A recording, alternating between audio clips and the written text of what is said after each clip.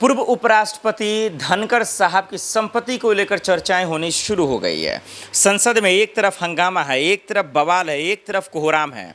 मोदी जी, अमित शाह जी और भाजपा के सांसदों के होश उड़े हुए हैं, नींद उड़ी हुई है। एक सवाल का जवाब नहीं है। विपक्ष के जो सांसद हैं, चाहे वो संजय सिंह हो, संजय राउत हो, राहुल गांधी हो, प्रियंका गांधी हो, या जितने भी विपक्ष के सांसद हैं, मनोज झा जी हो, एक भी सवालों का जवाब सरकार के पास नहीं है। और सरकार के पास सवालों का जवाब क्यों होगा? जब आप देश के साथ बेईमानी करेंगे, जब आप देश की सेनाओं के साथ नाइंसाफ़ी करेंगे, तो फिर आपको सवालों का जवाब कैसे मिलेगा? दर्शकों, ये बात तमाम लोग कह रहे हैं।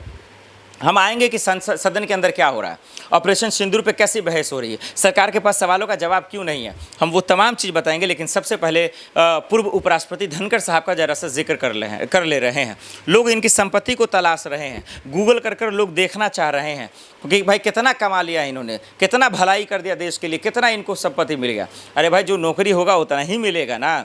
ये तारीफ़ करो ना धनखड़ जी की कि जो उन्होंने सवाल किया सरकार से, और जिसके वजह से कुर्सी गई, उन्होंने कुर्सी की फिक्र नहीं किया। ये तारीफ़ लायक है ना। अगर नेताओं की संपत्ति का निकालना शुरू कर दें, आप सांसदों का ब्यौरा निकालना शुरू कर दें, तो तमाम अकल ठिकाने आ जाएगा, होशियारी निकल जाएगी। इतनी आपको पता होगा कि ये लोग कैसे कैसे व्यवस्था करते हैं, कितने अकाउंट होते हैं, कितना इन लोगों का जो है कहाँ कहाँ अकाउंट होता है, कहाँ कहाँ पैसा होता है, और कैसे कैसे हिसाब देना चुनाव आयोग में, इन लोगों को पता है। तो क्यों इनके चक्कर में पड़ना? बृजभूषण शरण सिंह कौन सा काम करते हैं, कहाँ से आता है करोड़ों रुपया? भाई साहब, नेता सबकी कितनी सैलरी होगी, मंत्री की कितनी सैलरी होगी, इनके बच्चे जो इंग्लैंड और लंदन में जो पढ़ाई करते हैं, क्या नाना के यहाँ से पैसा आता है? ये तो देश की जनता का पैसा है, जीएसटी का पैसा है, टैक्स का पैसा है। कितना कमा लेते हैं ये मंत्री, कितनी उनकी सैलरी होती है? भाई साहब, ये आपको नहीं पता है।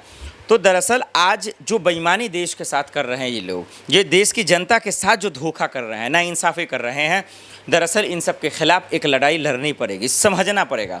और वो लोग जो सरकार के खिलाफ आवाज़ उठा रहे हैं, वो लोग जो सरकार के करप्शन के खिलाफ बोल रहे हैं, वो लोग जो किसानों के लिए आवाज़ उठा रहे हैं, बेरोजगारों के लिए आवाज़ उठा रहे हैं, महिलाओं के लिए आवाज़ उठा रहे हैं, स्कूल अस्पताल जैसे मसलों पर अपना बात करना चाह रहे हैं, सरकार उनको जो है या तो हटा दे रही है, या सरकार किसी पेंच में उनको फंसा दे रही है, फर्जी केस लगाकर, ईडी सीबीआई लगाकर। इससे देश का विकास नहीं हो सकता है। और संपत्ति का जिक्र होने लगता है, तमाम चीज़ें। तो मेरा मानना है कि जो भी चीज़ इस वक्त हो रहा है पूर्व उपराष्ट्रपति धनखड़ साहब के पास, जो नए सांसद, नए उपराष्ट्रपति जो भी बने, वो मसला नहीं है, वो पूरी तरीके से गलत है। ऐसे राष्ट्रपति का रहना बहुत ज़रूरी था। इन लोगों को संवैधानिक पद पर रहना ज़रूरी था। जिस तरीके से पिछले 1 साल से अच्छा काम कर रहे थे पूर्व उपराष्ट्रपति धनखड़ साहब, क्योंकि एक संवैधानिक पद का ये मतलब ही यही होता है, चाहे वो सत्ता पक्ष हो या विपक्ष हो, जो गलत करेगा उनको मुंहतोड़ जवाब देते थे। इससे बेहतर क्या हो सकता है?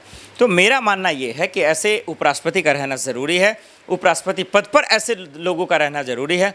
धनखड़ से सरकार डर गई थी, धनखड़ से बीजेपी के मंत्री डर गए थे, धनखड़ साहब से दरअसल जो है सदन में वो लोग बैठे थे वो लोग बैठे हुए डर गए थे, जो दरअसल सरकार की दलाली कर रहे थे और चपलूसी कर रहे थे। वो लोग डर गए जो स्कैम, भ्रष्टाचार और धांधली जैसे मसलों पर खोलकर अपनी बात नहीं रख सकते थे। तो मेरा सलाम है धनखड़ जी को, जिन्होंने बेखौफ होकर, निडर होकर सरकार से आंख मिलाकर सवाल पूछा। मोदी जी, अमित शाह जी से नहीं डरे, और वो लोग आज जो है संपत्ति की बात कर रहे हैं, तो ये ठीक नहीं है। चाहे जितनी भी है, खैर ये इनकम टैक्स का काम है, वो एजेंसियों का काम है कि ज़्यादा है तो उन पर कार्रवाई करे, उनको जब्त करे।